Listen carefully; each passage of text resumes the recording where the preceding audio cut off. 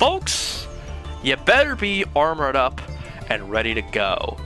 Because today, I'm going to take you on an adventure and tell you what your Zodiac has in store for you. Welcome to a very wacky deck. Hello folks, I am the Ghost with Knife and welcome back to more Yu-Gi-Oh! Master Duel, and as you can see with today's deck, we are revisiting an archetype we were trying out in the Dual Triangle Zodiacs. Now, this deck had a slightly different idea behind it before I started pulling out of those signature packs, or whatever they are called right now, that has the bonfire, the battling boxers, and all that nonsense. The core of this deck was just going to be a Zodiac deck with an adventure engine because those two archetypes go really well with each other, and I'm familiar with how the adventure cards work thanks to Sue Shifts.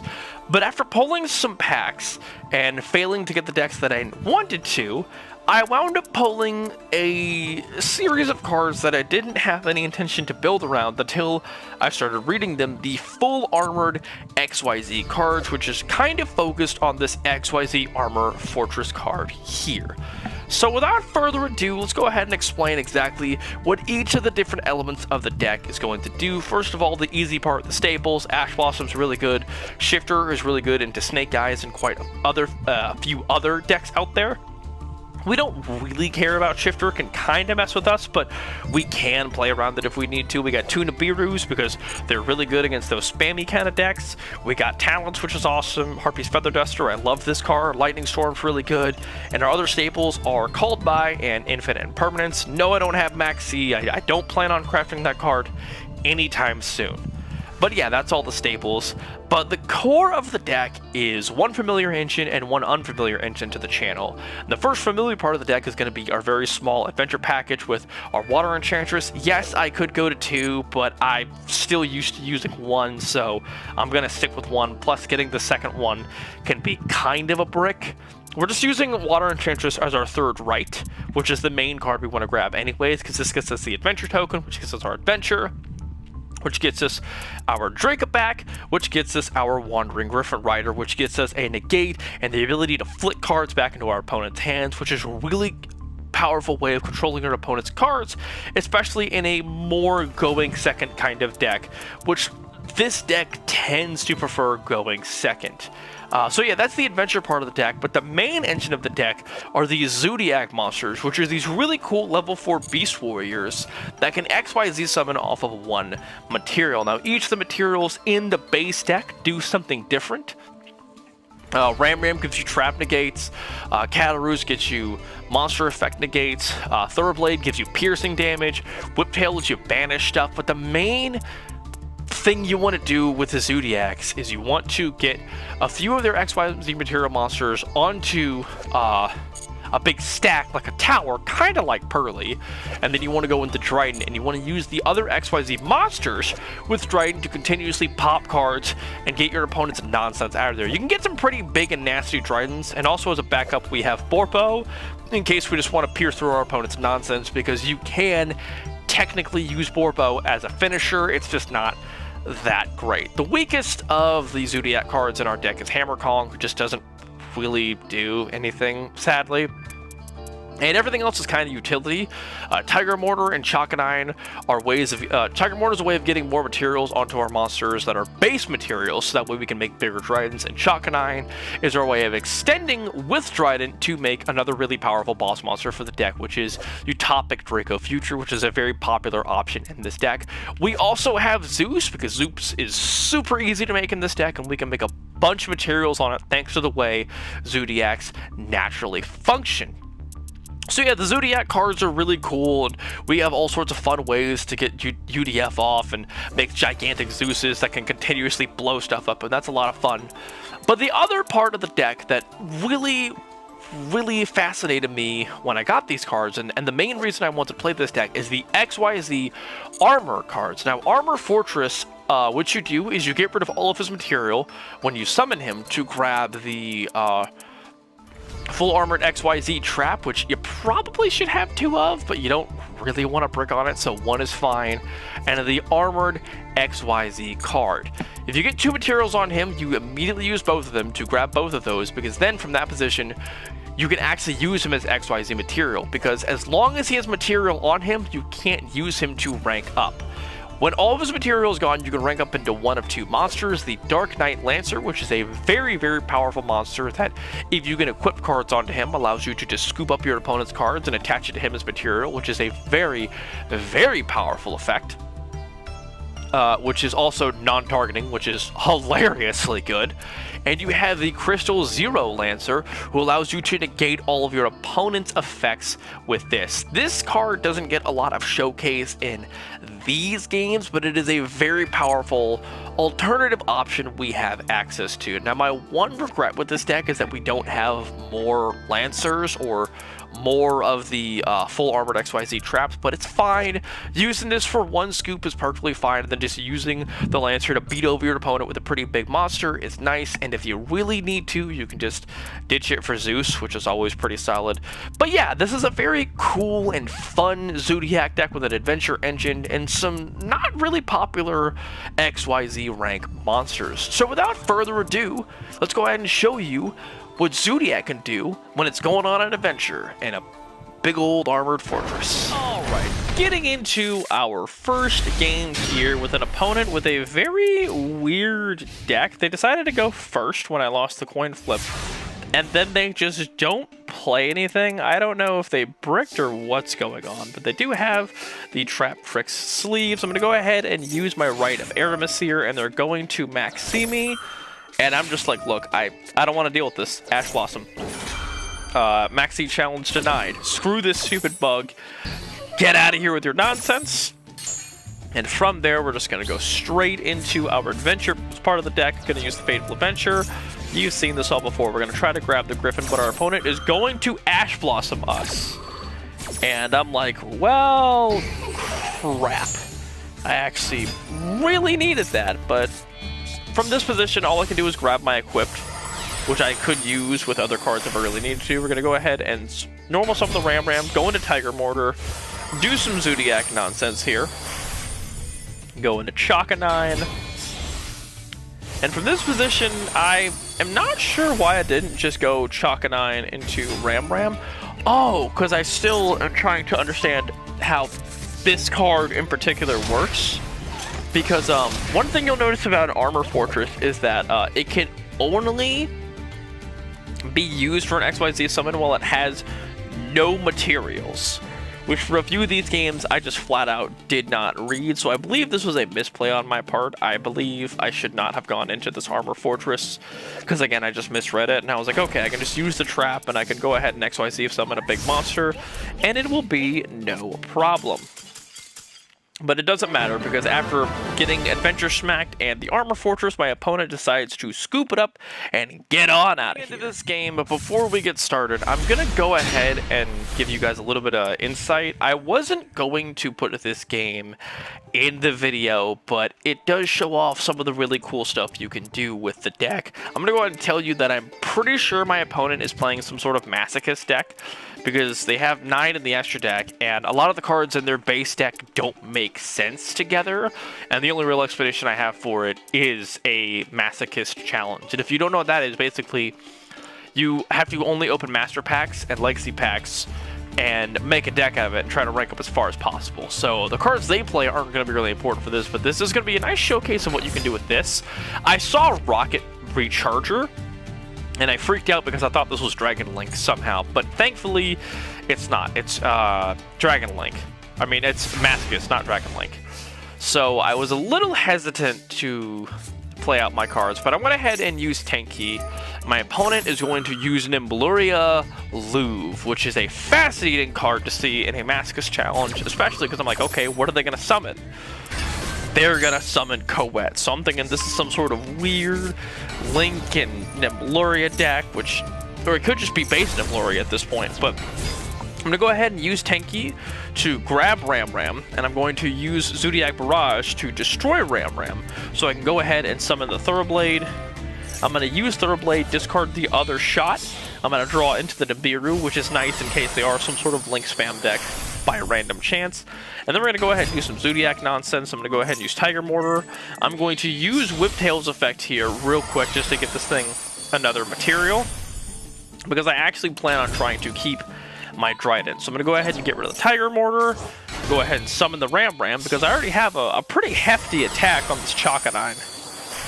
So we're going to go ahead and summon the Trident, who now has a pop and a bunch of attack, which is pretty nice. So we're going to go ahead and pop our Ram with our 2,900 beater now. We're going to resummon the Tiger Mortar. And from here, we're going to go into the Armored XYZ part of the deck, into our Armor Fortress, to go ahead and get rid of the one material on it to grab the full Armored XYZ. And from here, we're going to pierce through the Coet, banish it thanks to our materials, and then Armor Fortress is going to punch through their monster. I'm going to set my Called By and my Trap. My Trap is nice because it allows me to go into my full armored Dark Knight Lancer on my opponent's turn, and then I can use it to equip the Dark Knight Lancer with another monster. And then when that happens, I can scoop up one of their cards, which is a pretty interesting interaction. And with that, I also have a Trident Pop if I really need it, and a Called By as a negate. So I feel pretty confident about my board here. My opponent is going to summon a Silver Vine Senri, which I have never seen before.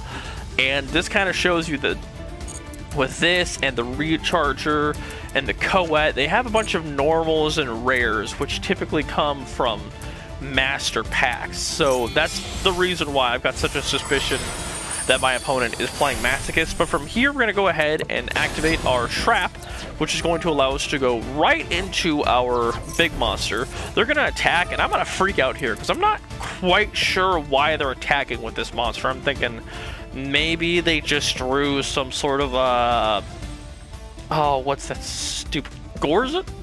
Gores? Yeah, Gores. That's his name. I'm thinking maybe they drew Gores. Maybe they've got like an Honest or something weird for wind types. So I'm just going to go ahead and activate the Trap, equip the Chakanine to the full armored Dark Knight Lancer, which triggers the Lancer's ability to scoop up their card and make it a material, making himself a little bit bigger. From here, there's just not much we really need to do here. I'm going to go into Thoroughblade, and we're going to go ahead and redo the Chakanine and Trident loop, just to give me a little bit more on board. Again, just in case they've got something. We're going to go ahead into the Hammer Kong, Wee-Ee-Ah-Ah. Chakanine's going to resummon the Ram. Trident's going to come out, pop the Ram, which allows us to bring back literally any XYZ monster. It does not matter from this position. Going to go ahead and use both of them as material for Utopic Future, which lets us go into UDF. You know where we're going from here. I've got UDF in case they do have something like a Karibo. That way UDF can negate it, so I just have game on board now. So we're going to go into Trident. Trident's going to attack, and then for a laugh, as Lancer attacks, I decide to use Trident's effect to pop my UDF, which isn't possible, and then I called by their monster, because I just felt like being a little toxic. But yeah, this is the power you can have with Zodiacs with these armored cards. You have the ability to just really disrupt them with the Lancer and Trident, or you can really easily go into UDF. There's a lot of nonsense you can do with this deck. Before we go any further, let's go ahead and try to be proficient. How much attack when two monsters are attributed to special summon? Isn't it 3,000 because against 1,500 per... What? Okay. You activate Runic Destruction during your main phase 1. Skip your next battle phase. Your battle... Doesn't you just go straight to the end phase because you can't go to main phase 2? Yeah. Because you just get the battle phase, and if you skip battle phase, then it doesn't matter. Activate Shrink, which does not decrease this thing's defense, which is 4,000. So it has 4,000 defense because it attacks from defense. I do recognize that from playing it a few times. You control Shien with 2 materials and a Kogeki. You can detach 1 material, then target a 6 hammer monster with 2,000 less attack.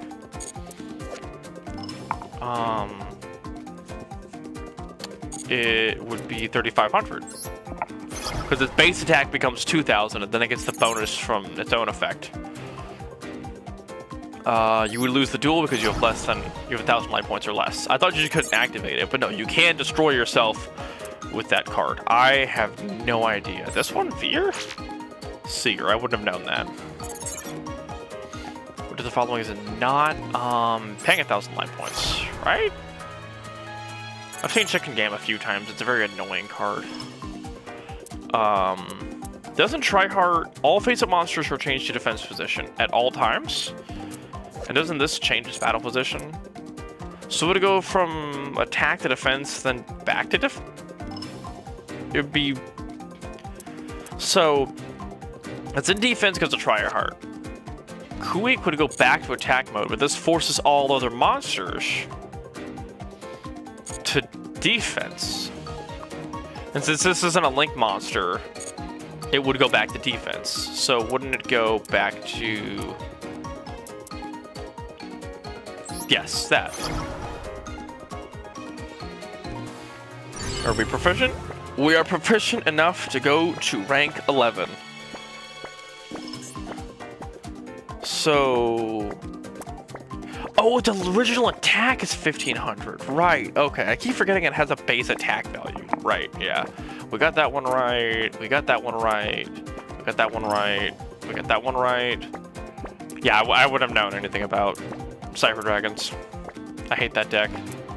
And that card's never played. So yeah, back to those games. All right, now this replay is not going to be as long. This is just a bit of a funnier replay. My opponent is going to start off by using Upstart Goblin, and I'm personally thinking, okay, this is Sky Strikers because of the sleeves, and Upstart Goblin is really popular in that Sky Striker deck, so I'm like, you know what, Shifter. None of your spells are going to be in the grave, you can't recur them. And I'm like, alright, Shifter. Let's going to go to the grave, I'm going to take 1,000 life points, and apparently, Shifter is just enough to close my opponent out of this game. I wonder what they were playing that's so weak to it. And as it turns out, they were not on Sky Striker. They were on some very, very heinous war crime of an Exodia deck. Treasure Panda is always a terrifying thing to see, especially with Formula Synchron and Librarian. And I'm assuming they scooped because Treasure Panda just dies to Shifter, and they either go off and win or they lose. So... yeah, that's how you stop Treasure Panda. Just play Shifter. Alright, for this game, we're going to be going into another fresh game here, trying to go ahead and get some of our opponents. Our opponent is going to play the Synchro Overtake. Oh boy, it's another Synchro spam deck. And from here, I'm just like, no, we're just going to Ash Blossom this. My hand isn't great, but I do have Tanky, which does lead to some of my Zodiac nonsense. I just got to be a little... weird with what I play, and it doesn't matter because my opponent is going to Foolish Burial, and after they Foolish Burial they can play Revolution Synchron, which allows them to grab their Hedgehog, and from this situation they can just start all of the Synchro nonsense. They're going to go into Chunk Speeder, yep, grab all their Synchrons, but nice try, nerd. I've got Nibiru. And guess what? You can't Synchro summon with those monsters if they're all dead.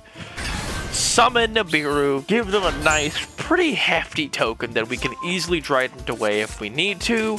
And with that, my opponent's like, I'm out of here.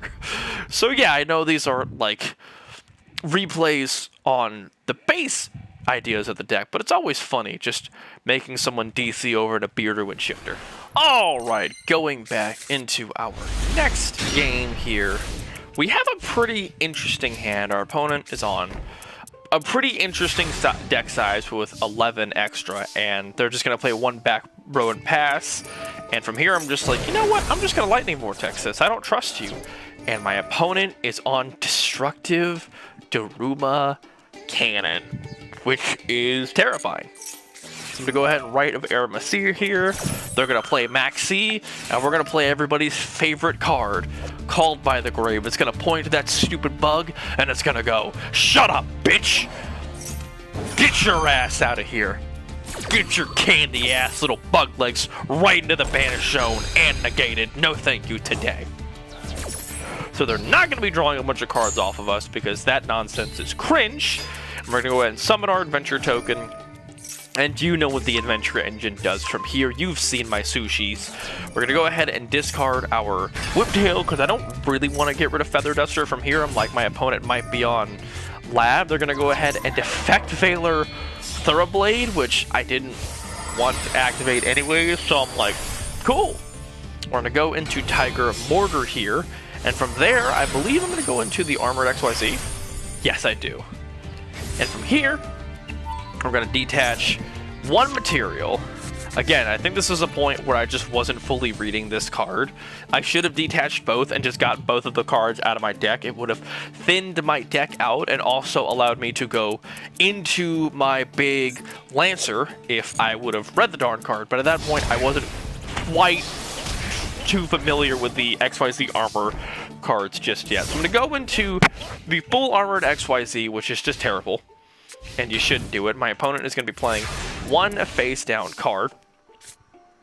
Now what I should do is I should just use the other material on Fortress to go ahead and grab my other XYZ card and then make my Lancer.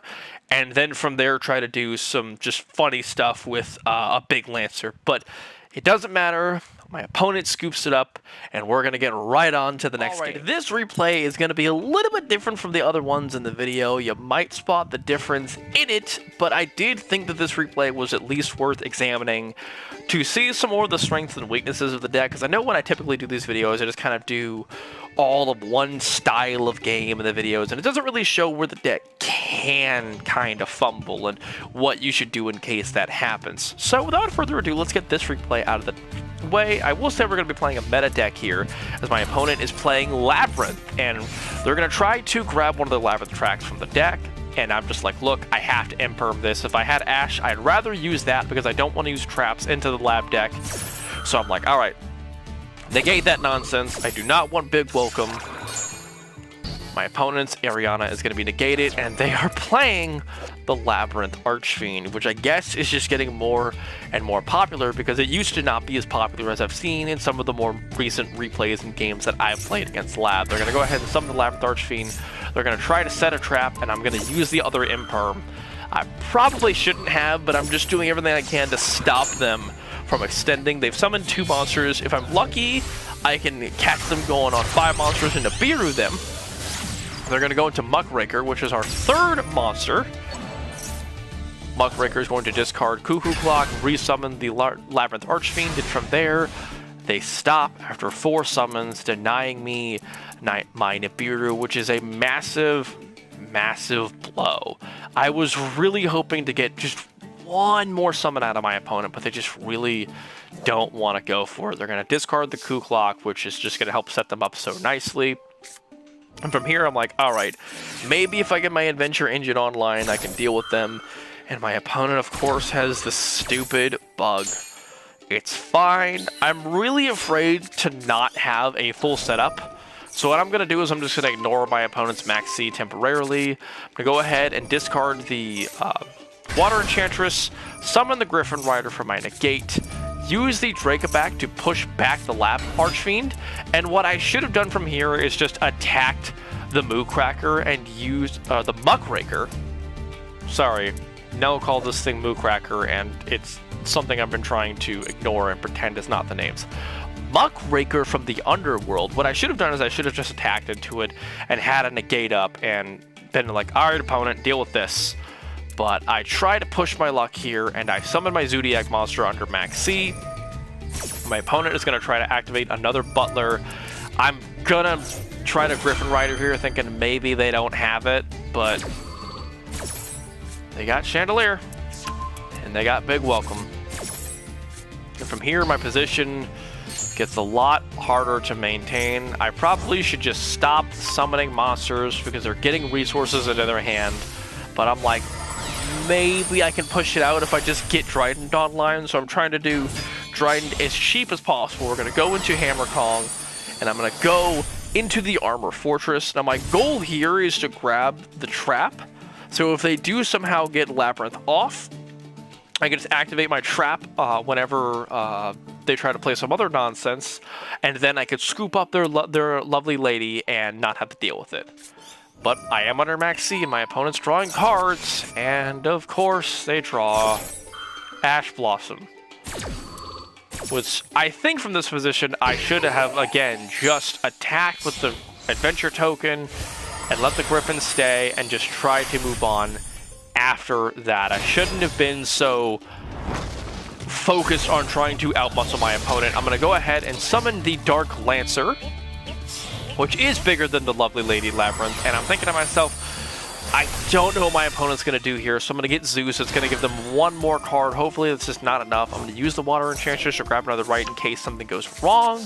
From this position, I have a Zeus ready to pop their board, and this is where things get tricky, because now once they activate a Welcome Labyrinth, they can destroy Zeus, making this Zeus a lot less effective. And this is when my opponent shows that they are on Illusion Labyrinth, which is a hell of an idea to see. I'm going to go ahead and use Zeus to just pop all the cards before they can activate their big welcome, hoping that just stops them just long enough for me to get in there. I'm hoping I draw to the Zodiac monster. We draw Thoroughblade. I'm going to activate the Rite of Aramesir, and my opponent, of course, has Welcome Labyrinth. There's the Lovely Lady. And they're going to go ahead and summon Labyrinth Archfiend, meaning I can no longer attack the Lovely Lady. I have to get rid of this. And they set Storming Mirror Force. And from here, there's just not much I can do. I'm going to activate Thoroughblade. And then they use the Coup Clock. And from here, it's over. They can activate this Quaking Mirror Force whenever I attack, thanks to their Coup Clock, and just shut down all of my offense. I have to find a way past this Mirror Force. I'm gonna try. I'm gonna dig with everything I've got. I'm gonna use Thoroughblade to grab Tiger Mortar. Gonna use Tiger Mortar to go into Chakanine. Use Chakanine to go into Borbo. And from Borbo, I'm going to try and go into Dryden. And this is where I make a critical mistake, and I don't read Trident. I think I can target that back row and get rid of it, but Trident only destroys face-up cards. And from here, I blow up the Labyrinth Archfiend, put Zeus in attack, and just hope they forget about their trap. Of course they don't. And from here, I just scoop it up. I think I made quite a few mistakes this game, but I do think that it is worth showing those mistakes to show off just how much control you can try to have of your opponent. My opponent just extended and found a way to just get that one card they needed off. And from there, there's not much I could do. But hey, you gotta learn from your losses, and I think I learned quite a bit from that game. Alright folks, here we are, the main event of the video, the duel you've been waiting for this entire video, the quote-unquote super competitive duel of the video. We've seen a lot of nonsense. We've seen people rage quit to Staples. We've seen the decks slightly pop off against decks that are underpowered against it, but what can this deck do against Sword Soul? Now my opponent is going to go ahead and special summon Ashuna. And I have Shifter in hand, and at this point, I'm like, you know what I'm going to do? These cards need cards in the graveyard slightly so they can try to use them to extend. So what I'm going to do in response to Ashuna is I'm just going to go ahead and activate Shifter. This is going to auto-banish all of our cards until the end of my turn. So now, if they want to try to get off their Sword Soul nonsense, they don't have anything in the grave to keep using to extend. So, from that position, my opponent is like, alright, you got me. Can't really do anything with the Shifter, so it's just your turn. And from here, we have a pretty interesting hand. I'm going to go ahead and Lightning Storm from this position, which is a gigantic mistake because it does give my opponent their Sword Soul Blackout token. But I'm like, alright, whatever. I'm going to go ahead and use Thoroughblade. My opponent is going to Ash Floss on my Thoroughblade, so I can't toss one of my barrages with this. And I'm like, son of a bitch. But it's okay, because what I'm going to do from this position is I'm going to finally use triple tactics talent. I have quite a few powerful effects I could draw to, which would be nice. I could take control of one of my opponent's monsters, but what I'm going to do in this position is I'm actually just going to flat out hand rip them. I want to know what's in their hand, and I want to limit their options as I go ahead and do my combos. I'm really afraid of something like Nibiru from this position, which Sword Soul players can't use, and I want to deny them the ability to keep extending next turn, hopefully. So with this, I'm going to see that they have their Sacred Summit and their Ash Blossom, and I'm just going to go ahead and I'm going to put the Sacred Summit back into the deck. We're going to go ahead and use the Zodiac Barrage, destroying Barrage, summoning Ram Ram, which allows us to go on a very awkward path where we summon Tiger Mortar. We're going to use Ram Ram to summon Hammer Kong, and from this position I'm going to use both of these monsters to make UDF. The main reason I do this is because I know Sword Soul really likes monster effects, and UDF has the ability to just negate whatever monster they summon's effects and just steal it, which will be super powerful in this particular matchup. So I'm going to go ahead and swing into Ashuna, banishing it so it can't use any of its nonsense. There's no Monk at the 10U they can summon. They're stuck with this token. Now, from this position, my opponent could have drawn, like, Moye or Taya. I didn't really think about that, but it's fine. Utopic Draco Future is immune to destruction effects and battle destruction, so I was pretty comfortable from this position. What I should have done is just go Zeus, because I didn't think about my opponent summoning Taya or Moye just from the hand and having all the materials they need for their Sword Soul. But it's fine from this position. My opponent is just going to set a card and pass. I'm going to summon the Rapier.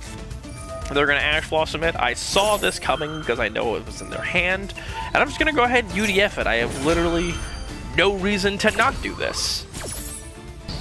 Go ahead and use UDF's effect, and from here I'm going to use Rapier's effect to put a Ram Ram in the graveyard, which is going to start another combo. I'm going to try to Zodiac Barrage here. My opponent is going to activate Solemn Judgment.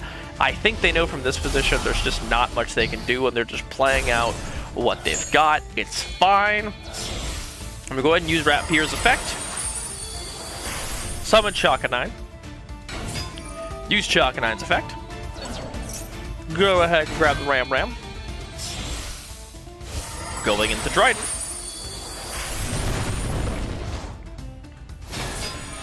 Gonna use Trident to pop the Ram Ram, which is going to special summon another XYZ monster, Hammer Kong, in this position, which looks weird, but there is a reason I do this. I'm gonna go into the Tiger Mortar. From Tiger Mortar, I'm gonna go into Armor Fortress.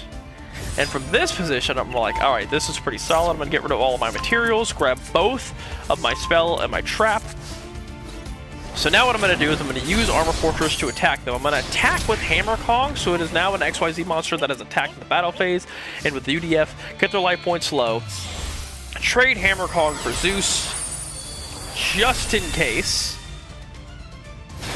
We're going to set our trap, and now we have the ability to scoop up one of their cards, negate their effects, and if things go really haywire, Zeus, you know, if I was intelligent and didn't make a one material Zeus like a dummy. I should have stacked Borbo on top of this Zeus. I wasn't fully paying attention, but yes, I should have gone Hammer Kong into Borbo. That would have been the correct line of play. It doesn't matter, my opponent can't activate a monster effect because I'll just negate it with UDF. And I can use Armor Fortress to just scoop up whatever they do summon if they do somehow get it past UDF. And from this position, I'm going to go ahead and full armored XYZ into the Lancer. And from this position, my opponent can't really do anything, but they're going to stick it out and they're going to be like, alright, you got me. And from here, I'm just not going to take any chances. I'm going to get right in there. I will do something a little bit cheeky and use full armored XYZ to equip my Lancer with Trident to do a little bit more damage at the end. And that is going to wrap up our game. Those are our games, and that's what happens when you go on an armored adventure with the Zodiac monsters. I had an absolute blast with this deck. Originally, during the Dual Triangle event, I wasn't really too perked up on the idea of using Zodiacs. I was really disappointed because the base Zodiacs just don't have enough oomph behind them to really hard control your opponent. But with an engine like Adventure, the deck becomes so much better because the Adventure monsters just pair so nicely with your Zodiac monsters, and it just gives you so much more ability to control your opponent and deny them the resources they need to push through your really big and powerful XYZ monsters, which is another really cool thing about this deck. It's a deck that makes gigantic rank up monsters like Zeus and UDF that are really hard to get past, and we have other control elements to back it up and make our opponent really have to struggle to play against this deck. Now, this isn't the most competitive deck out there. There are certainly things I could do better with this deck, but I had fun with it, and hopefully I've inspired you all to try this deck yourself. It can be a bit expensive with some of the staples, but most of the cards are pretty cheap. You only really need 2 Dryadens. Zeus and UDF are staples in my opinion, so you should have access to them. And if you're pulling for bonfires, you might have the Dark Knight Lancer and the Armor Fortress in your collection ready to try out yourself. So thank you for tuning in, folks. I hope you enjoyed those games. Now get the hell out of here.